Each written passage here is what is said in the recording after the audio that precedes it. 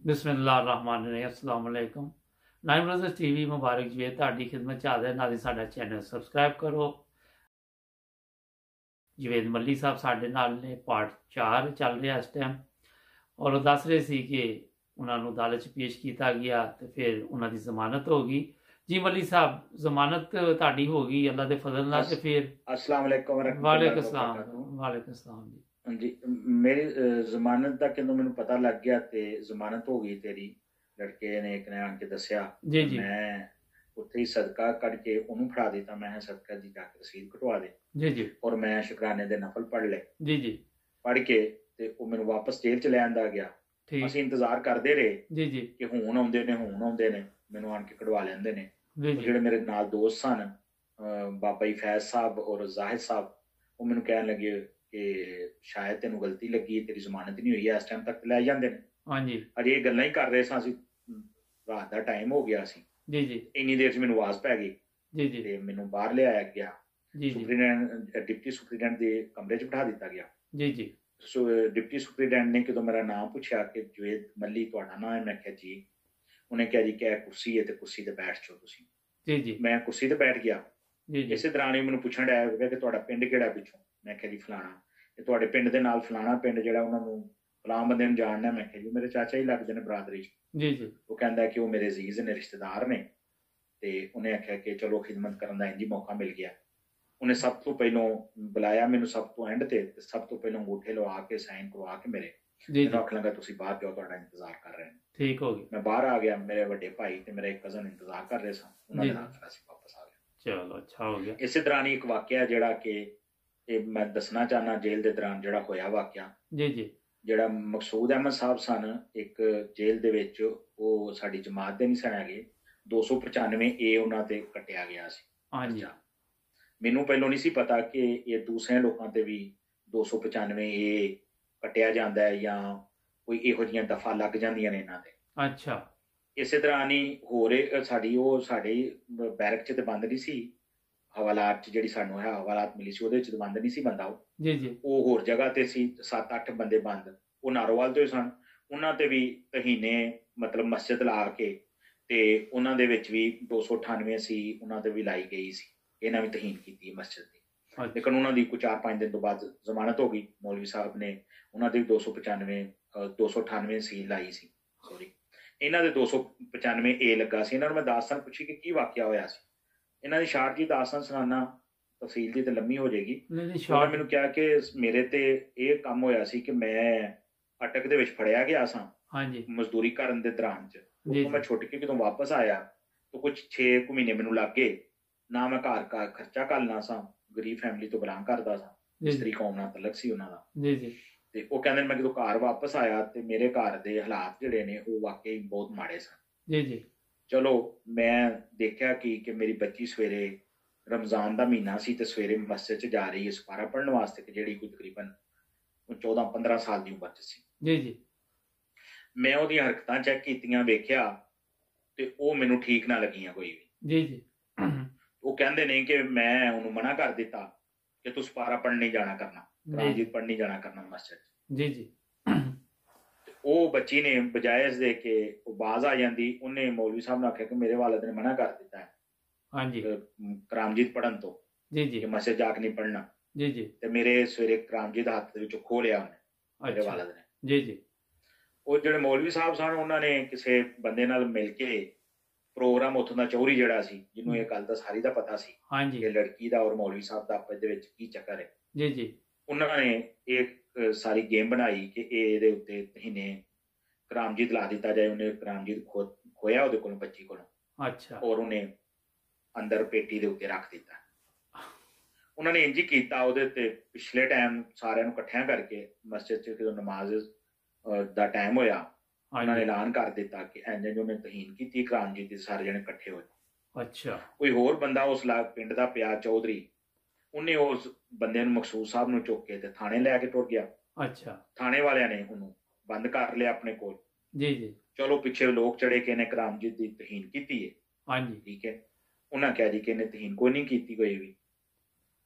ਉਹ ਚਲੋ ਉਹਨਾਂ ਨੇ ਆਖਿਆ, ਪੁਲਿਸ ਵਾਲੇ SHO ਨੇ ਕਿਹਾ ਕਿ ਅਸੀਂ ਪਰਚਾ ਕੱਟ ਲਿਆ, ਉਹਦੇ ਤੇ ਪਰਚਾ ਕੱਟ ਦਿੱਤਾ ਗਿਆ 295 ਏ।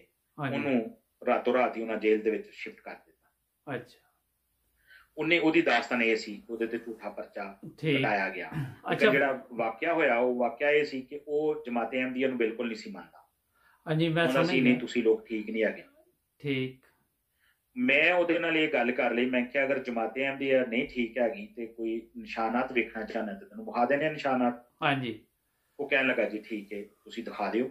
ਜੀ ਜੀ ਉਦਣ ਵੀ ਜੁਮੇ ਦਾ ਦਿਨ ਸੀ ਜੀ ਜੀ ਤੇ ਇਹ ਮੇਰੀ ਉਹਦੀ ਬਹਿਸ ਹੋ ਗਈ ਨਿਸ਼ਾਨ ਦੇ ਹਵਾਲੇ ਨਾਲ। ਜੀ ਜੀ ਉਹ ਕਹਿੰਦਾ ਕਿ ਠੀਕ ਹੈ ਜੇ ਅਗਰ ਅੱਜ ਬਾਰਿਸ਼ ਹੋ ਜਾਵੇ, ਗਰਮੀ ਸੀ ਜੀ ਜੀ ਤੇ ਅਕਤੂਬਰ ਦਾ ਮਹੀਨਾ ਸੀ ਜੀ ਜੀ ਤੇ ਉਹ ਉਹਨਾਂ ਜਗ੍ਹਾ ਹਵਾਲਾਤਾਂ ਦੇ ਵਿੱਚ ਜਿਹੜੀਆਂ ਛੋਟੀਆਂ ਛੋਟੀਆਂ ਹੁੰਦੀਆਂ ਨੇ ਉਹਨਾਂ 'ਚ ਬੜੀ ਗਰਮੀ ਹੁੰਦੀ। ਹਾਂਜੀ ਉਹਨੇ ਆਖਿਆ ਜੇ ਬਾਰਿਸ਼ ਹੋ ਜਾਵੇ ਤੇ ਮੈਂ ਮੰਨ ਜਾਵਾਂਗਾ ਕਿ ਤੁਹਾਡੀ ਜਮਾਤ ਸੱਚੀ ਹੈ। ਜੀ ਜੀ ਮੈਂ ਕਿਹਾ ਠੀਕ ਹੋ ਗਿਆ। ਉਹਨੇ ਕਿਦੋਂ ਇਹ ਗੱਲ ਆਪਣੇ ਮੂੰਹ ਹੀ ਕਰ ਦਿੱਤੀ, ਬਾਰਿਸ਼ ਦੀ ਸ਼ਰਤ ਲਾ ਦਿੱਤੀ ਹਾਂਜੀ ਤੇ ਮੈਂ ਉਹਨੂੰ ਕਬੂਲ ਕਰ ਲਿਆ ਚੈਲੰਜ ਨੂੰ। ਮੈਂ ਕਿਹਾ ਅੱਲਾਹ ਤਾਲਾ ਜੇ ਜਮਾਤ ਸੱਚੀ ਹੈ ਤਾਂ ਅੱਲਾਹ ਤਾਲਾ ਜ਼ਰੂਰ ਨਿਸ਼ਾਨ ਦਿਖਾਏਗਾ। ਹਾਂਜੀ ਮੈਂ ਦਰੂਦ ਸ਼ਰੀਫ ਪੜ੍ਹਨਾ ਸਾਂ ਪਿਆ ਤੇ ਉੱਠ ਕੇ ਮੈਂ ਨਫਲ ਪੜ੍ਹ ਕੇ ਤੇ ਮੈਂ ਲੇਟ ਗਿਆ ਤੇ ਜੁਮੇ ਤੋਂ ਪਹਿਲਾਂ ਮੈਂ ਨੀਂਦਰ ਜਿਹੜੀ ਹੈ ਨਾ ਪੂਰੀ ਕਰ ਲਾਂ। ਹਾਂਜੀ ਤੋ ਨਫਲ ਪੜ੍ਹਨ ਦਾ ਮਕਸਦ ਇਹੋ ਹੀ ਸੀ ਕਿ ਮੈਂ ਇਹਦੇ ਨਾਲ ਵਾਅਦਾ ਅੱਲਾਹ ਤਾਲਾ ਬੇਖਤਿਆਰੀ ਚ ਕਰ ਬੈਠਾ ਤੇ ਤੂੰ ਇਸ ਵਾਅਦੇ ਨੂੰ ਪੂਰਾ ਕਰ। ਜੀ ਜੀ ਕਿ ਦੁਆ ਰੋ ਕੇ ਵੀ ਕੀਤੀ ਖੁਦਾ ਅੱਗੇ, ਜੀ ਜੀ ਉੱਥੇ ਸਜਦੇ ਚ ਪੈ ਕੇ ਤੇ ਮੈਂ ਸਲਾਮ ਫੇਰ ਕੇ ਤੇ ਦਰੂਦ ਸ਼ਰੀਫ ਪੜ੍ਹਦਾ ਸੌਂ ਗਿਆ। ਹਾਂਜੀ ਸੌਂ ਗਿਆ ਕਿਦੋਂ ਮੈਂ ਤੇ ਜੁਮੇ ਦੇ ਟਾਈਮ ਤੋਂ ਪਹਿਲੋਂ ਉਹਨੇ ਮੈਨੂੰ ਉਠਾ ਦਿੱਤਾ। ਉਹਨੇ ਉੱਠ ਤਾਂ ਵੇ ਬਾਰਿਸ਼ ਪਈ ਹੁੰਦੀ ਆ, ਵਾਹ ਉਹਨੇ ਨਾਰਾ ਲਾ ਦਿੱਤਾ ਮਸੀਹ ਦੀ ਜੈ ਦਾ। ਅੱਛਾ ਮੈਂ ਵੀ ਮਸੀਹ ਦੀ ਜੈ ਕਰਨਾ। ਹਾਂਜੀ ਠੀਕ ਹੈ ਜੀ। ਇਹ ਇੱਕ ਵਾਕਿਆ ਸੀ ਦਿਲਚਸਪ ਜਿਹੜਾ ਉੱਥੇ ਜੇਲ੍ਹ ਦੇ ਵਿੱਚ ਮੇਰੇ ਨਾਲ ਗੁਜ਼ਰਿਆ। ਮਾਸ਼ਾਅੱਲਾ ਠੀਕ ਹੈ ਜੀ। ਅੱਛਾ ਇਹ ਉਸ ਤੇ ਬੰਦੇ ਨੇ ਹੋ ਗਿਆ ਤੁਹਾਡਾ ਸਾਰਾ ਕੁਝ, ਕਿਉਂਕਿ ਇਹਦੇ ਚ ਅਸੀਂ ਪ੍ਰੋਗਰਾਮ ਚਾਹੁੰਦੇ ਖਤਮ ਕਰੀਏ ਤੇ ਉਹਦੇ ਬਾਅਦ ਫਿਰ ਕੇਸ ਚੋਂ ਬਰੀ ਹੋ ਗਏ ਤੁਸੀਂ? ਹਾਂ ਉਸ ਤੋਂ ਬਾਅਦ 2 ਸਾਲ ਤੇ ਕੁਛ ਮਹੀਨੇ ਕੇਸ ਚੱਲਦਾ ਰਿਹਾ। ਹਾਂਜੀ ਅਸੀਂ ਹਰ ਤਰੀਕ ਤੇ ਪ੍ਰੈਜ਼ੈਂਟ ਆਉਂਦੇ ਰਹੇ। 2 ਹਾਂਜੀ। ਬੰਦੇ ਸਾਂ ਅਸੀਂ। ਜੀ ਜੀ ਇੱਕ ਜਿਹੜਾ ਪੈਪਸੀ ਵਾਲਾ ਸੀ ਉਹ ਵੀ ਸ਼ਾਮਲ ਸੀ ਇਸ ਕੇਸ 'ਚ। ਉਹਦੀ ਗ੍ਰਿਫਤਾਰੀ ਨਹੀਂ ਸੀ ਹੋਈ ਹਾਂਜੀ ਲੇਕਿਨ ਉਹਦਾ ਨਾਮ ਵਿੱਚ ਹੈ ਸੀ। ਠੀਕ ਅਸੀਂ ਦੋਵੇਂ ਜਣੇ ਜਾਂਦੇ ਰਹੇ। ਫਿਰ ਉਹਨੇ ਲੇਕਿਨ ਬਾਇਜ਼ਤ ਬਰੀ ਕਰ ਦਿੱਤਾ ਤੁਹਾਨੂੰ ਅਦਾਲਤ ਨੇ? ਹਾਂਜੀ ਬਾਇਜ਼ਤ ਬਰੀ ਕਰ ਦਿੱਤਾ ਜੱਜ ਨੇ। ਠੀਕ ਅੱਛਾ ਉਹਦੇ 'ਚ ਇੱਕ ਚੀਜ਼ ਦੱਸਣਾ ਕਿ ਜਿਹਨੇ ਤੁਹਾਡੇ ਤੇ ਝੂਠਾ ਕੇਸ ਸੀ, ਝੂਠੇ ਗਵਾਹ ਸੀ, ਉਹਨਾਂ ਨੂੰ ਕੋਈ ਸਜ਼ਾ ਹੋਈ? ਨਹੀਂ ਉਹਨਾਂ ਦੀ ਦਾਸਤਾਨ ਇਹ ਵੀ ਕਿ ਉਹਨਾਂ ਨੂੰ ਅਦਾਲਤ ਦੇ ਲਿਹਾਜ਼ ਨਾਲ ਤਾਂ ਕੋਈ ਸਜ਼ਾ ਨਹੀਂ ਹੋਈ ਹਾਂਜੀ ਲੇਕਿਨ ਖੁਦਾ ਦੀ ਪਕੜ 'ਚ ਜ਼ਰੂਰ ਆ ਗਏ। ਬੜਾ ਤੁਹਾਨੂੰ ਦਿਲਚਸਪ ਸਵਾਲ ਕਰ ਦਿੱਤਾ, ਮੇਰੇ ਜ਼ਿਹਨ 'ਚ ਨਹੀਂ ਸੀ ਹੈਗੀ ਇਹ ਗੱਲ। ਜੀ ਜੀ ਲੇਕਿਨ ਮੈਂ ਉਹ ਦੱਸਣਾ ਪਸੰਦ ਕਰਾਂਗਾ। ਉਹੋ ਹੀ ਬੰਦਾ ਜਿਹੜਾ ਸੀ ਨਈਮ ਰਹਿਮਾਨੀ ਫੈਮਿਲੀ ਤੋਂ ਬਿਲੋਂਗ ਕਰਦਾ ਸੀ, ਜੀ ਜੀ ਜੋ ਮੇਰੇ ਕੋਲ ਲਾਸਟ ਟਾਈਮ ਉਹਦੀ ਮਾਲੂਮਾਤ ਮਿਲੀਆਂ ਨੇ ਜੀ ਜੀ ਕਿ ਉਹ ਉੱਥੋਂ ਬਦਮਲੀਓਂ ਜ਼ਲੀਲੋ ਖੁਆਰ ਹੋ ਕੇ ਲੋਕਾਂ ਨੇ ਕੱਢ ਦਿੱਤਾ ਉਹਨੂੰ। ਉਹਦੀ ਫੈਮਿਲੀ ਨਿਕਲ ਗਈ, ਮਰੀਦ ਕੇ ਸ਼ਿਫਟ ਹੋ ਗਈ।